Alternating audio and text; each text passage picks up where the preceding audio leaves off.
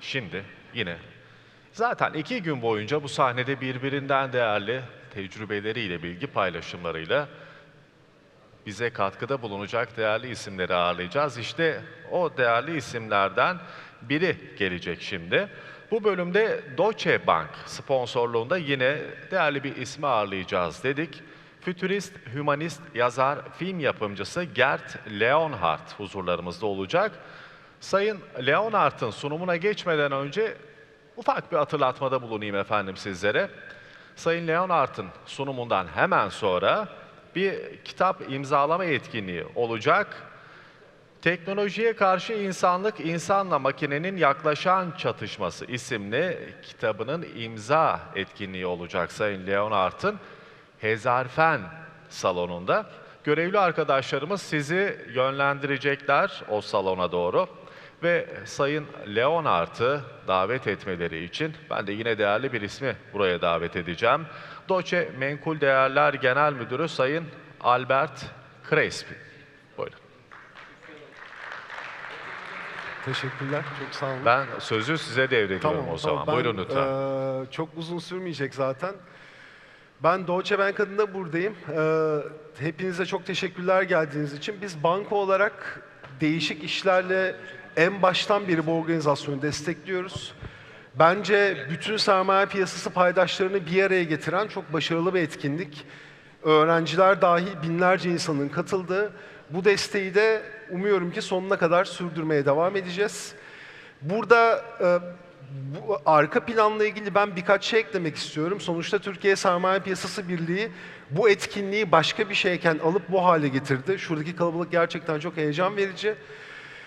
Buradaki çalışmalarından ötürü TSBB içindeki profesyonel kadroya ben özellikle teşekkür etmek istiyorum. Çünkü çok ciddi bir emek var. 30'a yakın, 30 civarındaki panelin her biri titizlikle seçildi. Birçok insanla konuşuldu. Belki binlerce adam saat harcandı. Bu panellerin bu hale gelmesi için, sizlerin beğenisine sunulması için. Gerd Bey'le de dün kısa da olsa tanışma fırsatı bulduk. Ben çok heyecanlıyım. Hem bizim thought-provoking düşüncelerimizi başka bir yöne çekecek bir konuşma yapacağını bekliyorum. Bizi de biraz havaya kaldırmasını umuyorum. Ben izninizle Gerd Bey'i çağıracağım. Bir videomuz var öncesinde. Bir videomuzu izledikten sonra Gerd Bey'i sahneye alacağım. Çok teşekkür ederim tekrar. Çok sağ olun.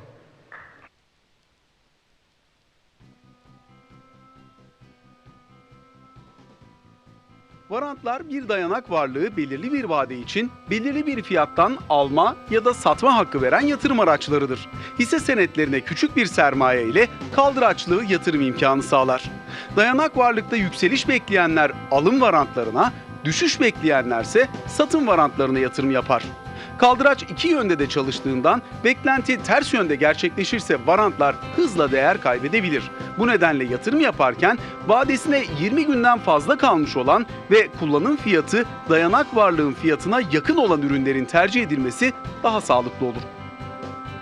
Varantlarla BIST 30 endeksi ve yurt içi hisselerin yanı sıra DAX, S&P 500, Nikkei 225 gibi uluslararası endekslere, dünya piyasalarının önde gelen hisselerine ve emtiaya da yatırım yapılabilir.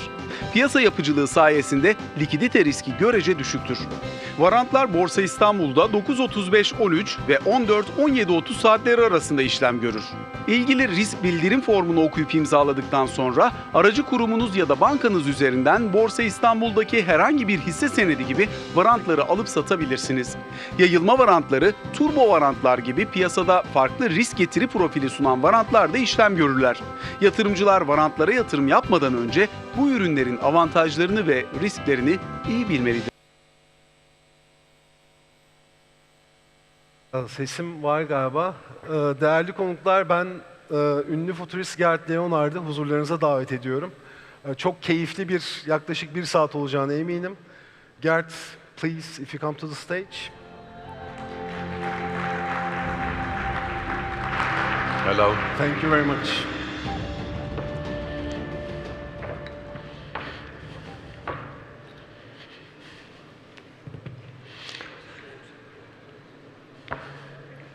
Günaydın.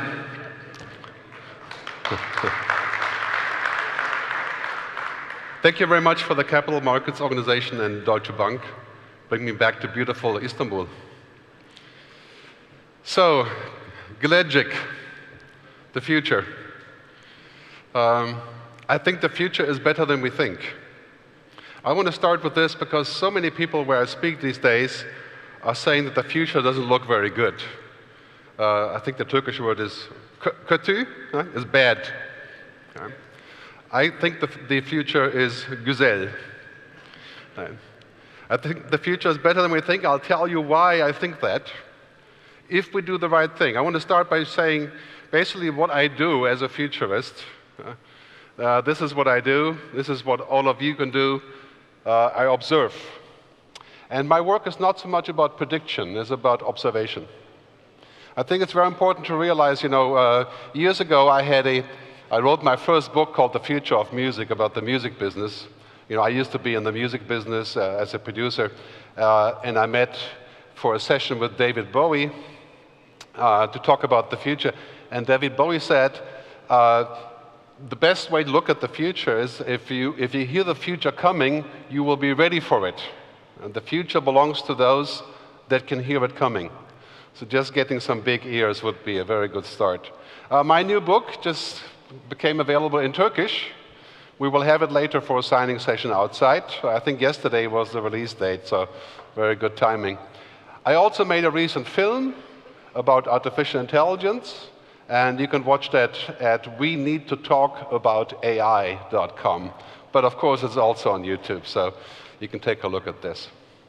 So first I want to say, we're going into a future that is so dramatically different than what we know today. The next 20 years will have more changes than the previous 300 years. The Industrial Revolution, World War II, the Internet. But now technology is going to change us as humans. Technology has already changed us. Our mobile phones are essentially our second brain. We use our mobile phone to store information, and very soon we can see information here.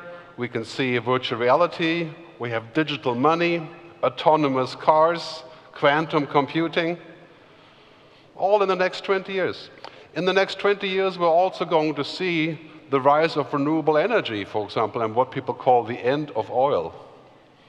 Imagine a world where oil is no longer as important. That will change politics, economics. That's 20 years away. So we're moving into a future where we have to understand that science fiction is becoming science fact. And if you're a scientist, I apologize, not all science fiction becomes science fact. But take robots. Robots will be kind of normal in so many ways. I mean, here's a couple examples. Robots that can do the gardening for you. Robots that can print 3D devices. Robots that can serve you at fast food. Robots that can fill the aisles with new goods in retail. And robots that can help the elderly. And this is my favorite. This is a robot that can make a dental implant. So 2 weeks ago in Japan, this machine installed a dental implant without the help of a doctor. Can you imagine? That sounds very scary, doesn't it? I don't think I would want to try that out myself. So this is a future where we basically have to say, well, quite clearly, what we have to do is we have to go into the future that's coming faster than we could ever have imagined. The kids of your children will not know how to drive a car because they can just speak to the car. And the car will take them anywhere. They will be able to avoid diabetes by technologies, maybe even avoid cancer. 30 years. Think about that for a second. Not heal cancer, but avoid cancer. And so we have to stop looking in the rear view mirror, looking at the past. We have to look at the future. I live in Switzerland, and we're quite good at looking at the present and at the past. And we have to get better at looking at the future. If you just see what's happening with autonomous vehicles, I mean, this Tesla is not really autonomous. I still have to sit there. And it'll be a long time before it drives completely by itself. But here is the Waymo, which is in Palo Alto, California, a Google company. And this is what happens in the Waymo car. You sit in the back. Of course, this Waymo or Tesla cars would be extremely difficult to have this car here in Istanbul. I mean, imagine you would probably get about 20 meters before there would be a crash.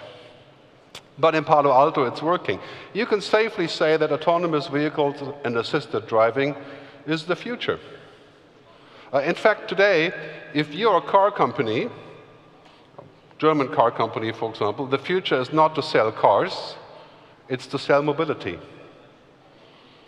So what is the future of banking? The past of banking, of course, we know in many cases, for example, holding a deposit. But now you're looking at internet banks like Alibaba, and their banking model is not about holding deposits, it's about spending money on transactions. It's a whole different world. So we have to look at the future and say, well, what is that step that's coming? And I always like to say, kind of give you the future shock now, business as usual is dead, or it's dying. The car industry, it's about mobility. The film industry and television is about the internet. Everything else, banking, is about digital products. I mean, the future is changing at mind-boggling pace. Give you some examples from the car industry. Look at these numbers. Autonomous cars, I'll show you my fancy no clicker, see? Autonomous cars are exploding. And that's going to be an entirely different business. Self-owned vehicles versus autonomous vehicles in the US, dramatic curves, electric cars. Toyota and Volvo have already announced they're not going to make any more cars with gas engines in 10 years. And really what they mean is 5 years. Now imagine if you're a Turkish manufacturer and you make pieces for the transmission, or a German manufacturer. There's about 2,000 pieces in the transmission for a regular car. The electric car has 22 pieces. The rest is software. So we're talking about a huge change of model and the idea how you're going to earn a living. And here's one of the interesting news. Many millennials, consumers between 25, 35, they would be willing to buy a car from tech companies. Did you know that Tesla already sells more cars in the US, luxury cars, than Mercedes and BMW combined? I'm talking about transformation. I mean, this is big change. So what's going to happen in banking? Banking is next in the wave. The wave here, banking, insurance, healthcare, coming together. If you want to think about the future of banking and financial, look no further than the music business. I'll explain in a second what that means. Of course, there's more regulation, there's more intricacies, there's more cultural issues.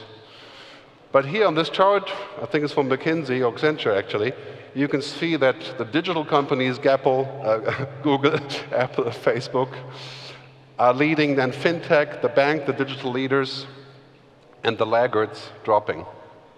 I know you have many digital leaders in banking in this country, which is good. Let's think about how you can take the next step and go further, because now we're looking at a future that's going to be changing exponentially.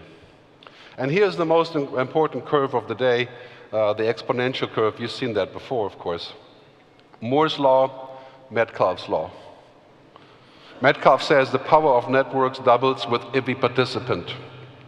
Moore's law says every 18, 24 months, twice as good technology for half the price. So here's the interesting part. In the beginning of the curve, down here, this is when I started my first internet company down here, it didn't matter, but now we are here. We're at the takeoff point of exponential change. So we talked about paperless office.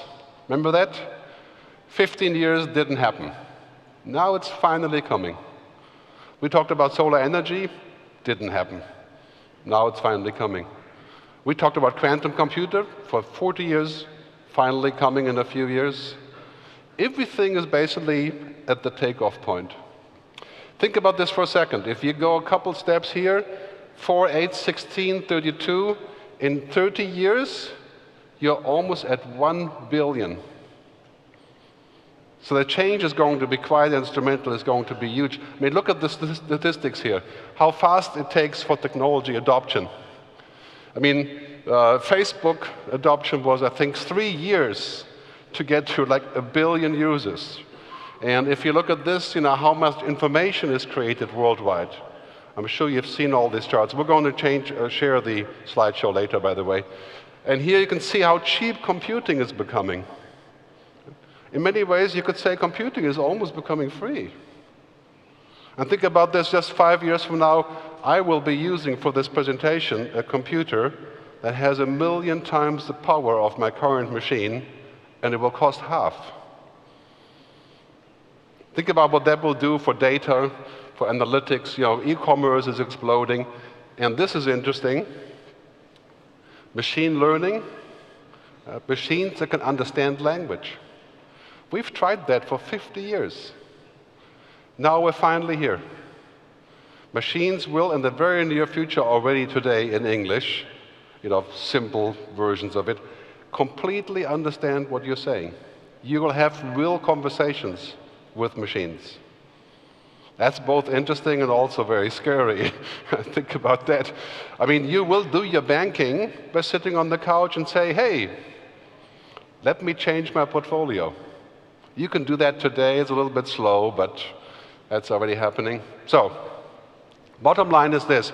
If you're a bank, a financial institution, a portfolio manager, you have to jump into a new fishbowl. And that fishbowl is the future, the things that we're going to be doing in the future with technology. I tell you, it's about 90% positive and 10% scary. But, as David Bowie said, we have to understand the future. We have to hear it coming. This is the most important part.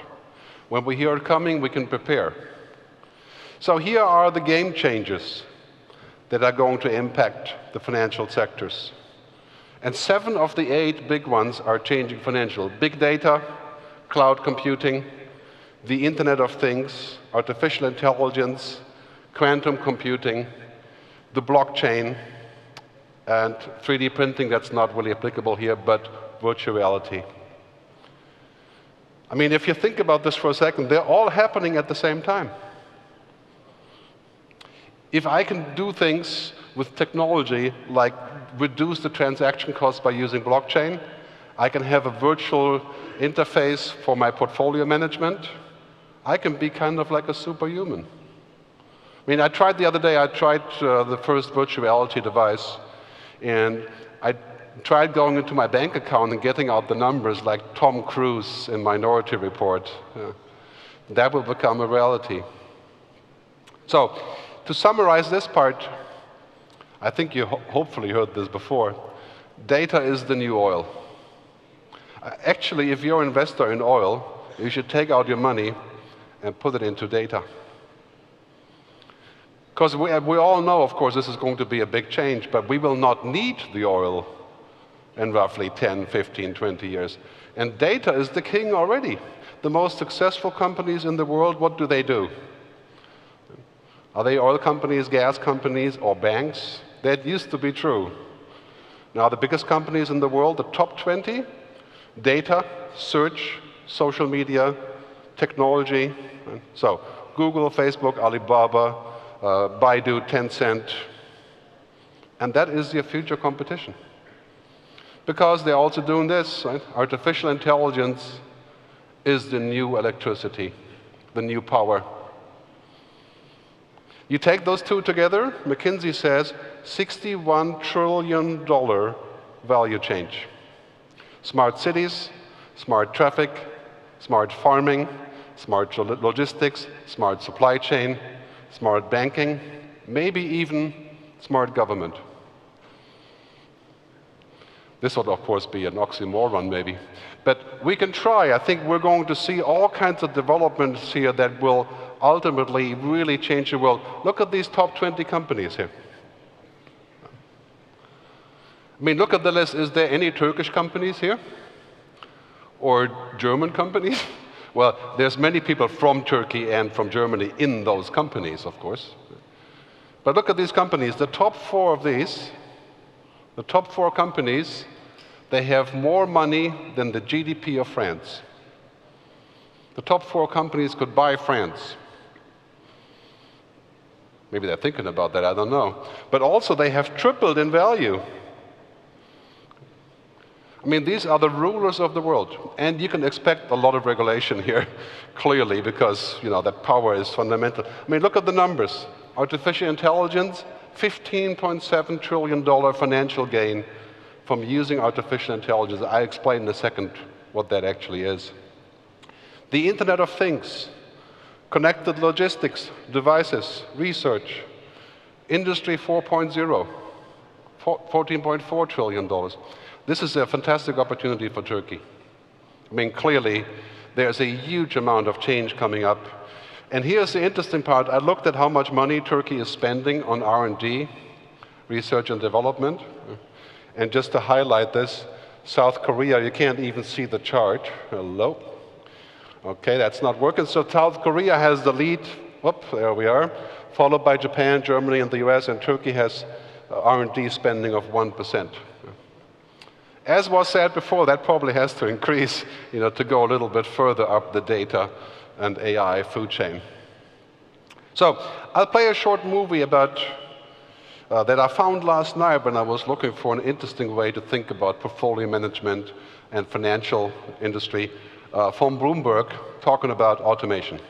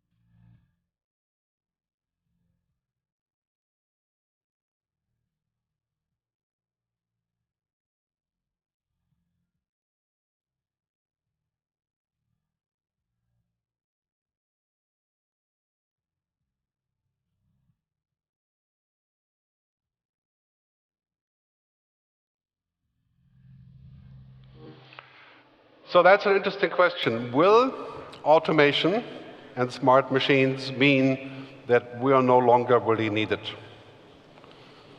What is the answer to this? I mean, clearly you see in factories, automation is everywhere. You see with cars, automation is everywhere. You see it on the airplane. Are we going to be replaced by robots, and will the robots eventually treat us like a pet? Or like something that is there or not? I'll answer that question in my talk, but let's really think about artificial intelligence. The word alone is already not a very good word. Because these machines that we're seeing today, they're not intelligent like us. You know, human intelligence is actually pretty hard to describe, but I'll just give you one fact. When we meet later for, you know, for the book signing or whatever, it takes 0.4 seconds for a human to identify the other human as a threat or interesting or make some sort of basic connection. 0.4 seconds. That is without saying a single word. So we're not taking a USB drive and saying, now here's my personality. We're finding this instantly. We have 10 different kinds of intelligence: emotional, social, intellectual. So humans are actually quite different than machines. In fact, I would say that humans are not machines, obviously. So here's the interesting part. What's going to happen, of course, is that machines are finally learning how to program themselves. Many companies, including IBM, have called this cognitive computing. It's also a strange word. Because when we think about cognitive, we think about our brain. But these machines have nothing to do with our brain. They cannot think. They are actually far away, but they have unlimited processing power. The human brain has 300 trillion possible calculations per second. That's what our computer, so to speak, does. A machine can do this already. 300 trillion calculations per second. But does that make the machine human? This is just computing. We're going to live in a world that clearly will have our future colleagues, like the robots, looking for information. And this will be extremely powerful. But we should not make a mistake and say, well, they're like humans. Because they really are doing only one piece of what we are doing. I'll explain a little bit more later, but here's a quote from somebody here at Guarantee Bank. It was an interesting quote I found a few days ago. Big data and AI will change the nature of banking because we are moving towards learning and self-improving structure. Machines that can learn, think, speak. Now, before you get too scared, the way that machines learn and think and speak is totally different than ours. And I think that difference will be true for at least 30, 40, 50, maybe 100 years. It will be completely different when we're looking at the future, for example, of machine learning. Machine learning means that computers will, in a very short time, program themselves. So you set your computer off to look at all the financial transactions from the last 5 weeks. It will do all the tracking, all the analysis, all the description, all of the connectivity data, and will come up with patterns that you never think of. In most major cities around the world, the traffic system is run by machine learning. Los Angeles connected all the traffic lights to the internet, and now every day the machine says which traffic light should be red or green to facilitate the traffic in real time. Humans couldn't do that. So that's going to be a world that's quite clearly going to be completely different. So take the example of Airbnb. So here are the houses that are available in Istanbul on Airbnb. And how has Airbnb grown like it has? It has hired more people, yes, but it has primarily brought in technology. For example, this technology is used to essentially price your apartment. If you want to rent your apartment on Airbnb, the artificial intelligence will calculate from over 100 million facts: air quality, traffic, real estate prices, social media, how much you can charge. And it will do it completely automatically. So because of the speed, basically you can get your apartment online in 14 minutes. Because the tool does the work for you. Now, no matter what you think about Airbnb, that's a pretty smart technology. Imagine you had an onboarding tool for your portfolio management that did this. Of course, we're getting into lots of issues about data protection and those kind of things. But imagine we could do that. I mean, this is obviously a very, very big improvement. So, 2 more short clips on what's happening with machines. There's a robot called Sophia, you may have heard about. She's actually recently become a Saudi citizen. So I'm not going to comment on that one, but I'll tell you in a second why that's interesting. Now, this machine kind of acts like it's human, but I'll tell you in a second what that really means.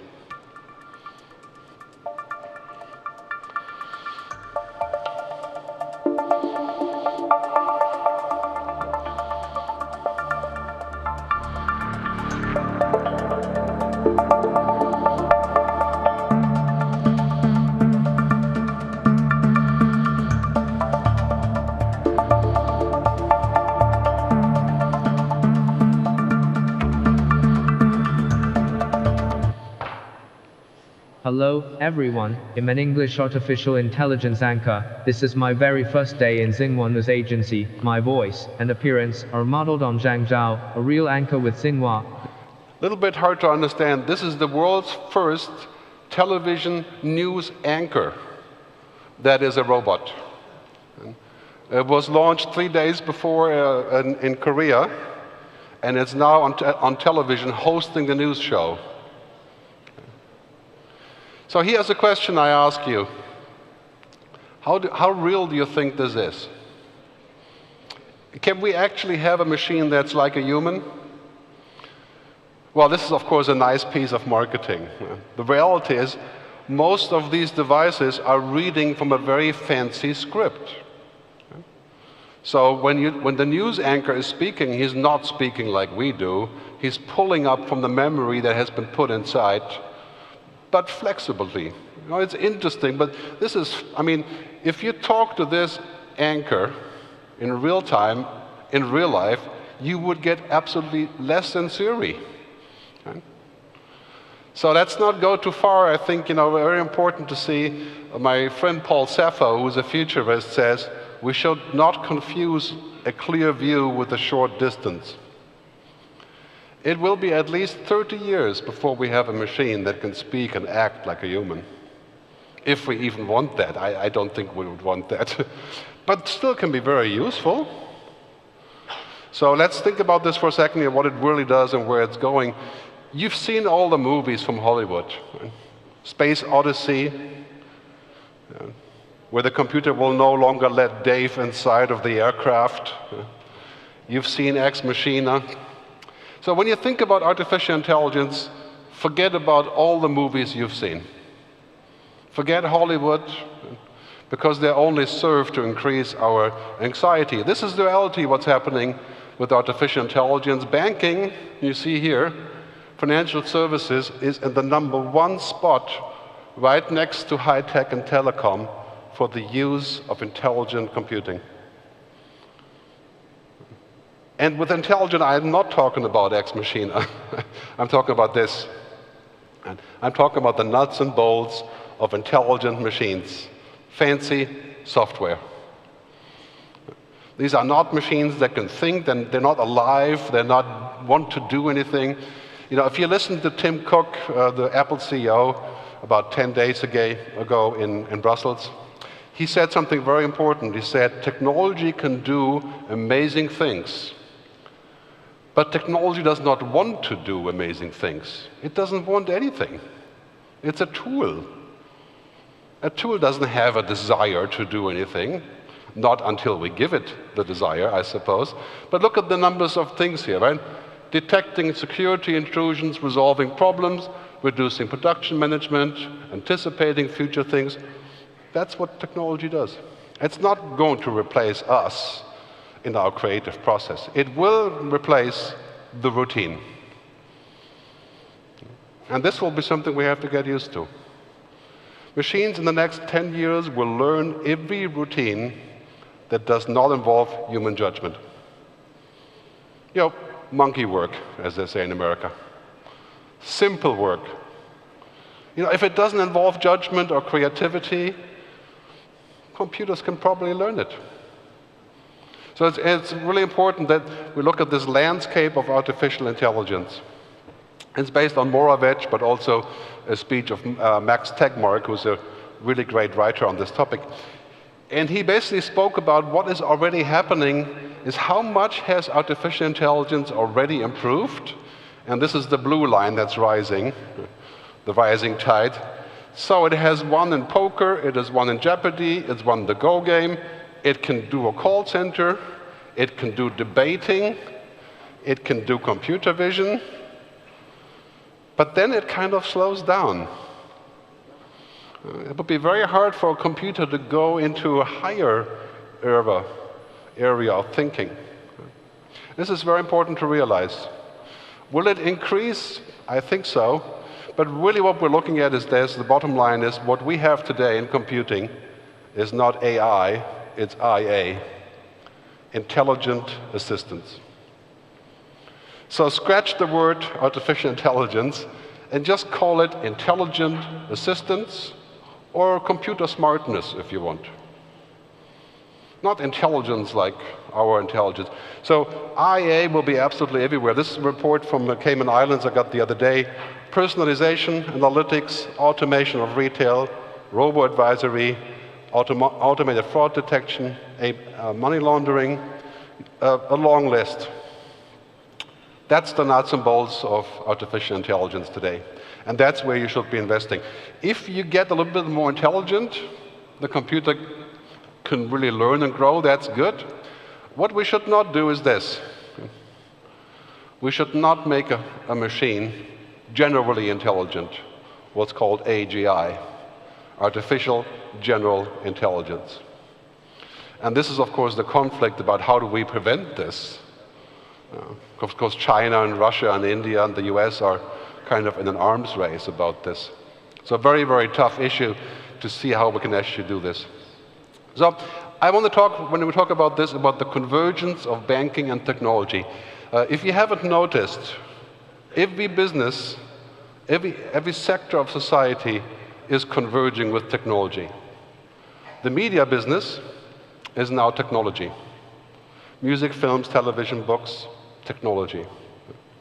The car business, transportation, is about technology now.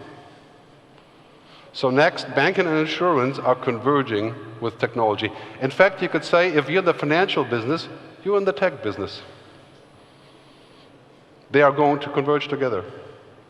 Digital money, the blockchain, the end of credit cards, parenthesis, I'm going to talk about that.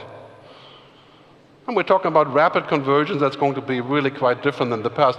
Look how many people are talking about the tech companies in the earning calls, right, of financial firms. Most financial firms think of the tech companies as the biggest competitors. And for good reason.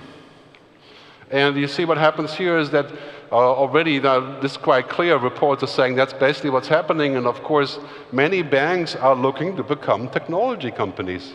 This Norwegian bank, DNB, says it will be a technology company with a banking license. And of course you know that the technology companies are saying, we're technology companies with a banking license. Same thing, coming together. So hyper collaboration, fast development, working with startups, looking at fintech, investing more money on R&D, that's the future of the business. Because I'm not actually with Bill Gates, as you know, said famously 10 years ago, the world needs banking, but it doesn't need banks. Bill Gates said that. I think we need banks. But we need them quite differently in the future. And that doesn't mean they become valuable, less valuable, but the change is dramatic. So here's the German bank N26. Any German kid that's 21 years or older, looking for the first time to get a bank account, they do not go to Sparkasse, they do not go to a regular bank, they go on their mobile and they use stuff like this. Commission-free, free credit cards, complete online transactions. You have the same in Turkey. But this here is another future, where Google has a search engine for loans. This is not live yet. It's a mock-up. But you can search how to borrow money, and Google will automatically make a bid where all the banks can bid for your loan, using the search engine as an aggregator. And that's also already happening. I'm sure you have that here. But imagine this happens on your wristwatch or on Amazon Alexa. So that brings me to another important point. In the past, when we use a computer, we have to go to a big box, we have to type things and download an app. In the future, working with a computer is speaking. Natural user interface. Siri, Cortana, Alexa, Google Home already happening in any language, anytime. It's about, maybe there's 10% remaining in terms of the quality of that to happen today. But we're going to speak to machines if they were friends. This will be very confusing. Here's an example. Alexa, dim the lights. Alexa, play Happy Birthday. Happy birthday, friend. This is one of those funny videos that Amazon likes to make about using Alexa. But you can speak to this box if you haven't, I don't think you have Amazon in Turkey, but still, it's a great example. You can speak to the box as if it was a person to order things. And you can now do banking on this. I mean, clearly, Amazon is going online with the banking offer now. So every Prime user on Amazon will have a free banking account, a digital account. It may not matter for you so much here because of Amazon not being in Turkey, but I think the future will possibly change that as well. So again, here are the numbers, really what's happening with artificial intelligence. First, virtual assistants, automated data analysts, automated communications, operational efficiency. This is all basically nuts and bolts business. The competition of artificial intelligence is not the humans, is the bad software. And that's really what's happening today. I think we can clearly see where that's going. I have another great example of what's already possible using technology. Google has a new product called Google Duplex. You may have heard about. Google Duplex is able to call people on your behalf. So this is a voice intelligent agent that sounds like a human, and you would not believe it if you haven't tried it. Okay, it's not public yet, but this is a demo from Sundar, the CEO of Google. 60% of small businesses don't have an online booking system set up. We think AI can help with this problem. So let's go back to this example. Let's say you want to ask Google to make you a haircut appointment on Tuesday between 10 and noon. So what you're going to hear is the Google Assistant actually calling a real salon to schedule the appointment for you. Let's listen. This is a machine talking now, right? So how can I help you? Hi, I'm calling to book a women's haircut for a client. I'm looking for something on May 3rd. Sure, give me 1 second. Sure, what time are you looking for around? At 12 p.m. We do not have a 12 p.m. available. The closest we have to that is a 1:15. Do you have anything between 10 a.m.? Well, you get the point. This is a machine talking to a person. Is anybody in this room in the call center business? If this works, it's over for the call center. I think it will take a while for that to work in Turkish, the same it does in English, because of the semantics and computing. 22 million people work in call centers. So next time we have a closure of the airport in New York City, 40,000 people have to change their ticket. We just call the virtual person. Done in 10 seconds. So that is really going to change our life. And this is going to be available for asset management, wealth management, portfolio management, client relationships, anything in the next couple of years. And will a 65-year-old Turkish woman use this service next year? Maybe not. But you know, when it becomes so easy that you can sit on the couch and just speak, they will. I mean, today my mother is 83. So I've experimented with her to use the internet. And as soon as I use a very simple applications like television on the iPad, and all she has to do is open it and go, then she'll use it. It's going to be the same here. So huge technological changes that we're seeing in which direction this is going. So let's talk about another really important topic about humans and machines. First, this is clearly what's going on. Humans and technology are increasingly overlapping. And people are addicted, of course, to their smartphones already.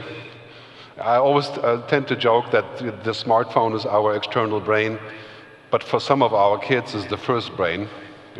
It's the only brain they have, is the smartphone. But I mean, this is really, I mean, think about augmented reality, virtual reality, cheap devices. The question I have for you is, what are the limits of this convergence? How far would you go with technology? I mean, in Turkey and in Europe generally, in the wider sense, we're sort of humanists, generally speaking.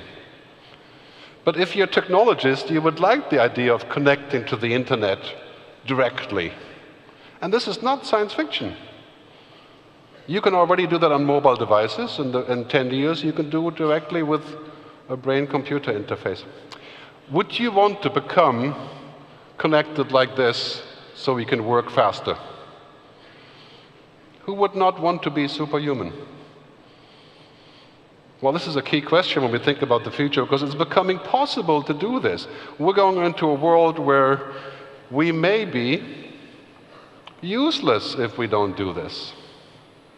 Like today, you're kind of useless if you don't have a smartphone. But, you know, when the battery is dead, we can still exist. Most of us. Like Google Maps, you know, when you use Google Maps and it's raining, so your mobile phone fails, and you can still find your way. Not the kids, of course, but we can. I don't think we're going to be useless because of technology. I think what is becoming useless is to work like a robot. I always like to say, if you work like a robot, the robots will very soon beat you at your work. Because think about this, you know, for a long time humans have been taught in school the best way to be successful is to work very hard and very long and very focused and very productive. German background, efficient. But you know, efficiency is for robots. Efficiency is great for financial issues, but it's not really what humans want. There's really quite a difference here when we think about the future and where this is going. The future is about these things, what psychologists call PERMA. Happiness, positivity, engagement, relationships, trust. This is things that computers will never learn, never understand, and never do, maybe in 100 years. But think about the reason why you are successful is because you have relationships, people trust you, you have engagements. This is really what humans do, quite different than machines. So the future will bring this. Do not let your kids learn anything that involves routine. Bookkeeping on the lower level. Legal discovery work, machines can do. Working in the supermarket, cashing out, filling the stocks, driving a car, flying an airplane. We'll probably have pilots for the foreseeable future for other reasons. But you know, the Oxford report says 65% of jobs that involve routine can be automated. Not fully automated. Here's Turkey on the pecking order of routine. It's actually pretty high. Whoops, sorry about this clicker, it's not very happy today. Turkey is on the top of the list. 50% of jobs, allegedly, in Turkey can be automated. This is not bad news, actually. I tell you why. Because when we automate a job, we can put new things on top. When the doctor in the hospital makes his rounds, and he's talking to the patients, and he has a smart computer with all of the photographs, all of the medical research, the doctor doesn't become useless. He can do new things. The end of routine is not the end of work. It's the end of routine. If your job is 100% routine, that's the end of the job. And we have to think about that too. I think that's the challenge when you look at these studies here. When you're looking about what's happening with employment growth, again from McKinsey, you're looking at jobs like office support, declining. Machines can do that. They can learn this. You're looking at things like technology, of course, increasing, because technology is everywhere. But here's the real killer. Creative jobs. And I'm not talking about musicians. I'm talking about being creative in business. That is rapidly increasing in all different countries. So the reason, you know, we want to stay away from routine, I'll give you an example from the music business. You know, of course, that the music business has changed so dramatically. When I was a musician and a producer, I made 20 records. we were selling records, vinyl records. And then we sold CDs. But today, if you buy a CD or a DVD for your kids for Christmas, and you give it to them, they will call a therapist. Right? They think you're hopelessly outdated. I don't know if you still buy CDs, yeah. But of course, what's happening now is the whole entirely new music business is streaming, and YouTube and Spotify. You have Spotify here. It's incredible to believe how much you pay for Spotify, on 60, 70 lira, something like that a month. Yeah. You get 21 million songs, is what's on Spotify. And Spotify has 110 million paying subscribers. That's the blue line here. This is the kind of thing you need to do for banking. That's called reinvention. In 5 years, nobody will know who Sony Music is, or EMI, or Warner. Because the new power in the music business is the platform. And this is what they do. They invent new jobs. And this is the hopeful thing. We're going to have new jobs that we don't even know about. Look at the new jobs in the music business. A playlist scientist, a digital media amplifier promoter, a person that takes care of royalties, somebody else who takes care of data. These jobs didn't even exist. I think what we have to think about the future of work is that I think the Dell study has shown 75% of all new jobs have not even been invented yet. 10 years ago, there wasn't a single social media manager, because there was no social media. We have 31 million people working in social media today. We have to invent our jobs. Our kids will have to invent their jobs. There'll be on-demand jobs. There'll be the gig economy. They'll be internationally. They'll be virtual. So I think that's actually good news. We have to take a wider view. When you're talking about the future of banking and financial, let's think about how we had already made the change in the car industry and banking ultimately from the building to the cloud. Banking is becoming technology. Don't take it as a threat. There's huge potential here. You don't become useless just because technology is changing. But you will become useless if you don't adapt. Today, if you're an artist, you will not go to Sony Music and ask for a record contract. You go to YouTube. And then you go on Spotify. And then you go on tour. And then eventually you may talk to the label. So there's a big lesson there for us. So that's what's happening with machines. Machines are capable of learning at incredible speed. IBM Watson reads 1.2 million books per minute. Reads, parenthesis. If I feed IBM Watson all the books about philosophy, I was a student of philosophy, it was painful, but you feed all the books of philosophy into IBM Watson. Does it make IBM Watson a philosopher? Well, clearly the answer is no. IBM Watson would know all the books, but it wouldn't really understand philosophy. And there is a difference between man and machine. Data and information is not knowledge until you've digested it. And it's also not understanding, and it certainly isn't wisdom. The future of your business for you is you're going to provide understanding, wisdom, context, relationships. Let the machines do the numbers. It's hard to imagine today that they could do the numbers, but they will.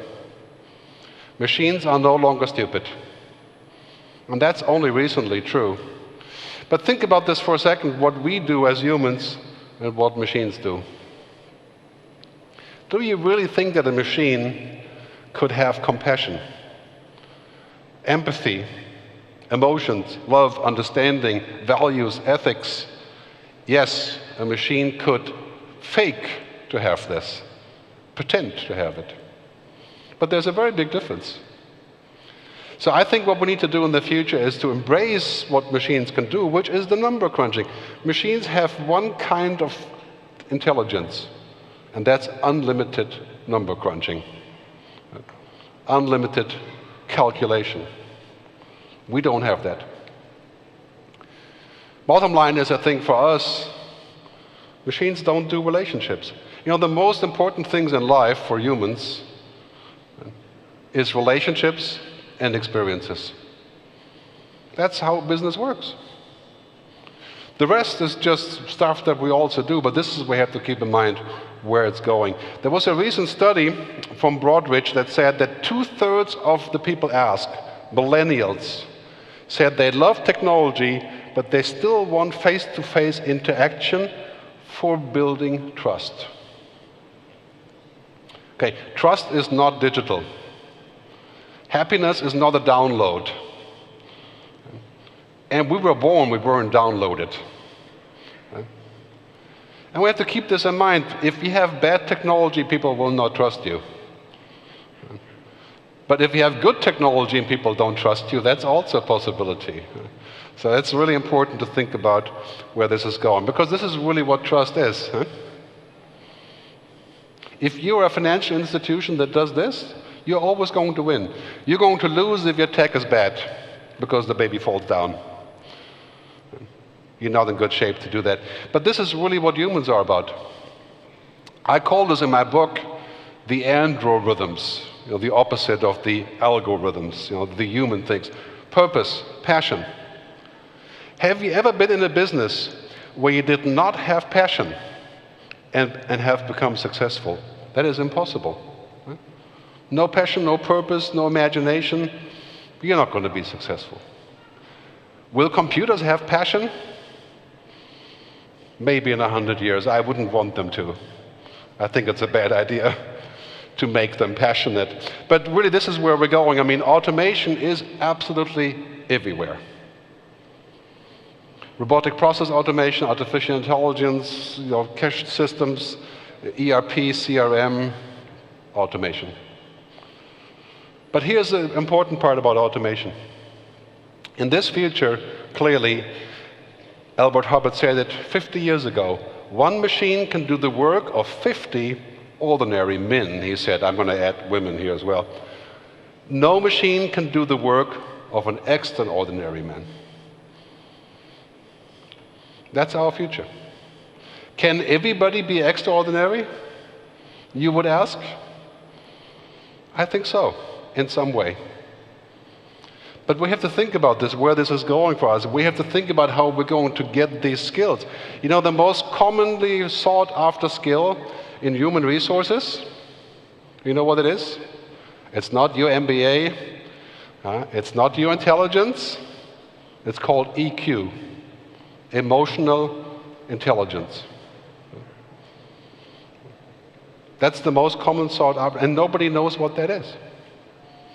Some people say women have more emotional intelligence than men. That's why some people say that women are much better off in the future. You can think about that for a second. So basically, this is where we're going. So Jeff Bezos, one of the most successful people in the world, he loves to say this, that every time he talks about the future, he says it's all about data. I do whatever the data says. I mean, he's famous for saying this. And then last week he said this. He said, okay, when it comes to important decisions in business and life, I've made them with my heart, with intuition, with guts, not analytics. That's called the heart set rather than the mindset. Now, which one of the two is true? Well, the answer is they're both true.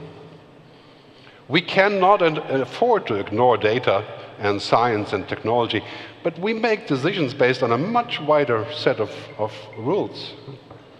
Because we're not robots, and neither is he, even though he talks about it like sometimes he would be. But our skills have to change. Your skills have to change. The World Economic Forum has a great chart about how in 2020, the most important skills, critical thinking, creativity, emotional intelligence, cognitive flexibility, And where do we learn this? Do we learn this at school? We learn this in life. That's what we have to teach our kids. If your kids don't have these skills in the future, they will not have a job. Because we have to create our own job. We have to think about these two things. I think this is the future for us, also for our offerings. If you're running a portfolio company or asset management, it's not going to come down to how smart you are. Because guess what? The computer will beat you at being smart. Today, you can beat the computer. Because we're only at the beginning. The doctor can easily beat IBM Watson. In 10 years, in terms of knowing things, the machine will know everything. So how do we work with machines and how do we put this together clearly comes down to what I call digital ethics. The question of the future is no longer going to be this. If and how we can do something, how much it costs, if it works, the question is only this. Why? When you're thinking about technology, using technology, you should not ask how much return does it bring, how much money does it make, and how much will it cost, but you should ask what is it doing to make the customer happy. That's the only question that counts. And of course, Amazon, again, is the leader of this kind of thinking. Clearly, we're looking at a future where we have to balance these two things. Do not believe for a second that technology is your savior. You will not save your sorry bank with artificial intelligence. If your bank has no purpose, no meaning, no relevance, you're not going to save it with technology. You have to use technology together with a purpose, right? With the things that you really want to do, the things that are combining, creating the value.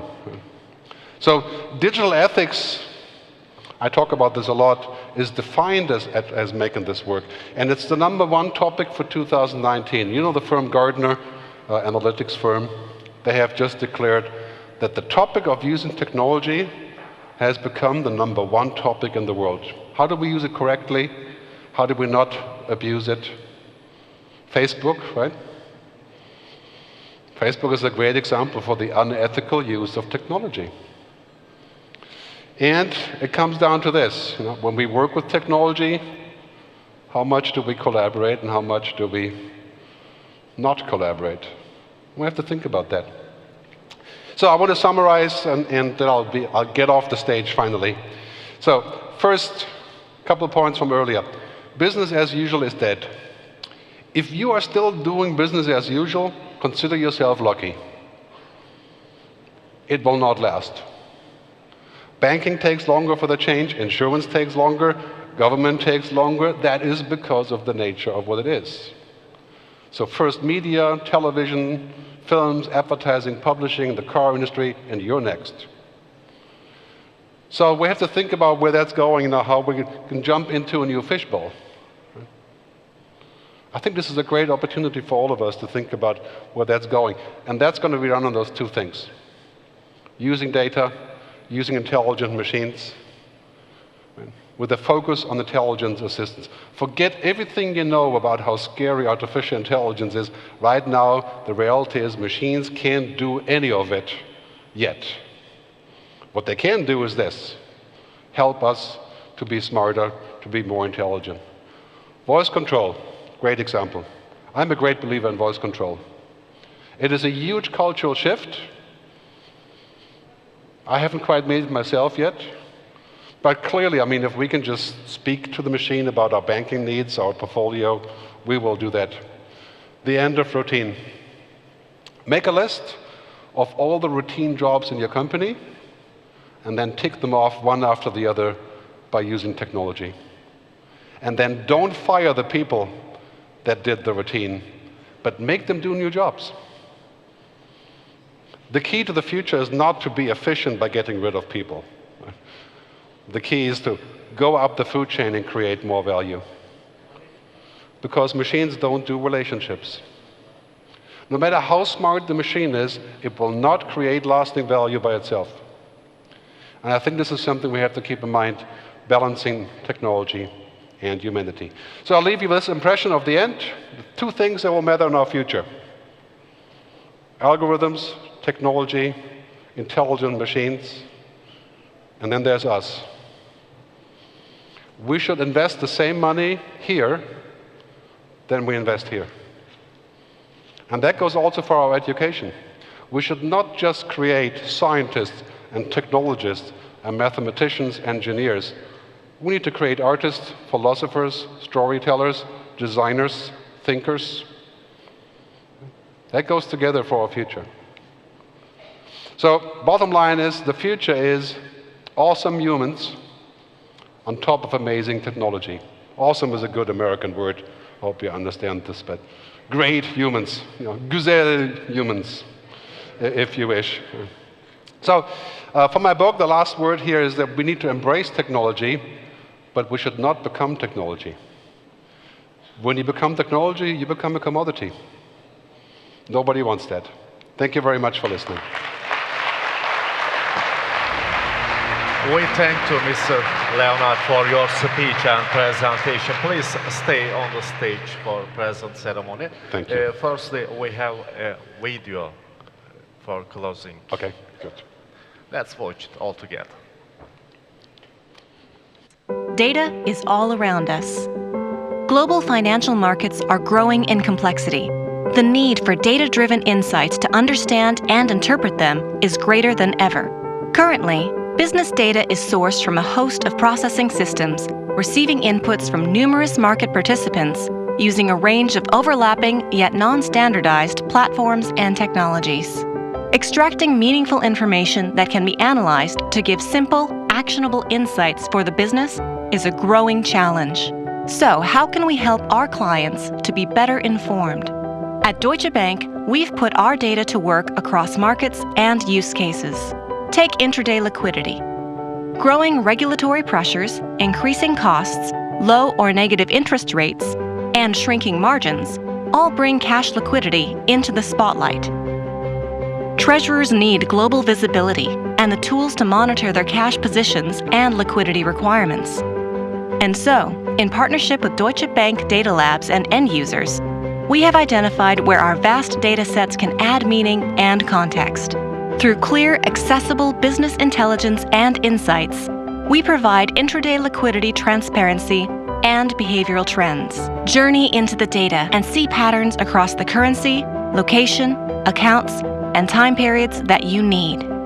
A competitive edge inspired by data. Just one example of how Deutsche Bank Securities Services is unlocking the value of data for our clients through powerful analytics. In a fast-moving world, now is the time to explore how these insights can help you. Thank you. Efendim, Sayın Leonhard'a bir kez daha güçlü alkışlarınızla Thank you. Thank you. teşekkür etmek istiyoruz.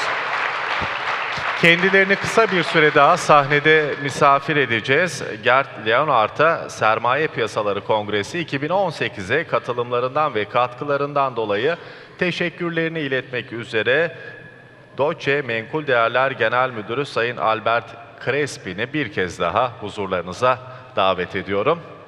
Buyurun.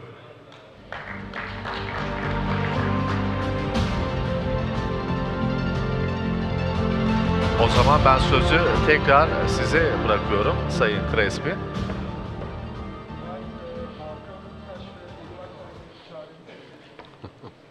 Bizim ekipten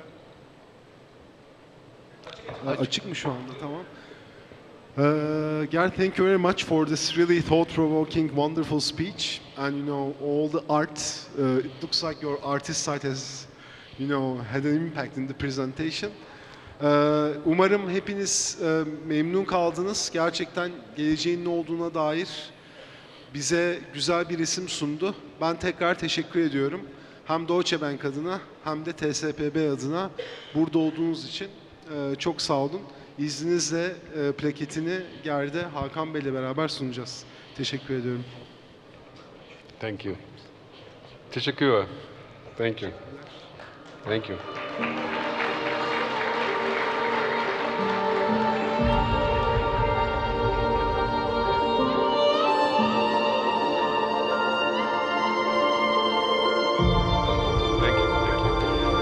Evet, Evet, teşekkür ediyoruz. Thank you. Saygıyla yerlerine davet ediyoruz değerli konuklarımızı. Şimdi 15 dakikalık bir aramız var. Bu arada Sayın Leonhard'ın sunumları öncesi bir hatırlatmada bulunmuştum size. Gerd Leonhard'ın Teknolojiye Karşı İnsanlık, İnsanla Makinenin Yaklaşan Çatışması isimli kitabının imza etkinliği olacak. Görevli arkadaşlarımız sizleri yönlendirecekler. Hezarfen salonunda olacak imza etkinliği. Biz 15 dakika sonra buradayız. Aranın ardından yatırım kuruluşlarının ve yatırım uzmanlarının geleceği konu başlığıyla CFA Yönetim Kurulu Başkanı ve Genel Müdürü Sayın Paul Smith karşımızda olacak.